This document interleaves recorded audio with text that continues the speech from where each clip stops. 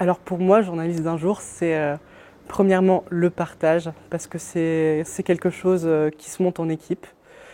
Deuxièmement, la confiance, parce que entre nous, tout doit être clair et on doit tous bien s'entendre au moins pour le projet. Et le dynamisme, parce que c'est quelque chose d'assez coloré, d'assez fun et ça, c'est un beau projet, on s'amuse tous et c'est le plus important. On peut dire enrichissant, exceptionnel quand même, et aussi encourageant. Alors les 3 mots qui résumeraient journaliste d'un jour, c'est intérêt, progresser et travailler. Pour moi, journaliste d'un jour, ça se résume déjà par le mot rencontre, puisque donc on a rencontré, comme je vous l'ai dit précédemment, des journalistes, mais aussi j'ai rencontré d'autres personnes de mon équipe du journal avec qui j'ai créé un article, puisqu'on était 2 en général par article, donc vraiment rencontre, mais aussi un peu la pression, puisqu'on avait forcément une date limite et donc il fallait être prêt, il fallait s'organiser.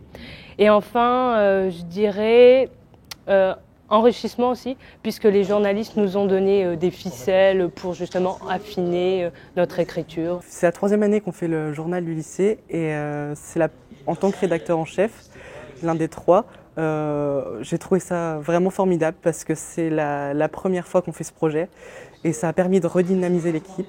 On a pu former une nouvelle équipe, recruter des secondes. On a pu découvrir en quoi consistait l'écriture en gros d'un journal pour le lycée.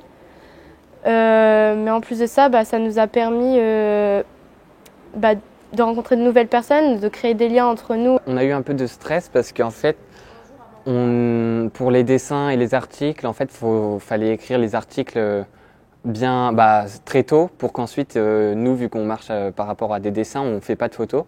Et ensuite, dire au dessinateur de dessiner des dessins en rapport à l'article en fait. On a pu rencontrer des vrais professionnels et nous, sachant qu'on est dans un lycée un peu excentré, on n'avait pas eu forcément cette occasion-là.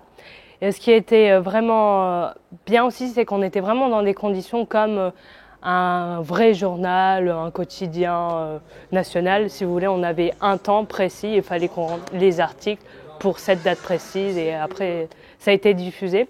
Ce qui était intéressant aussi, comme vous devez le savoir, c'est que c'était sur la région Grand Est et du coup on a pu aussi apprendre des choses sur notre région qu'on ne savait pas forcément.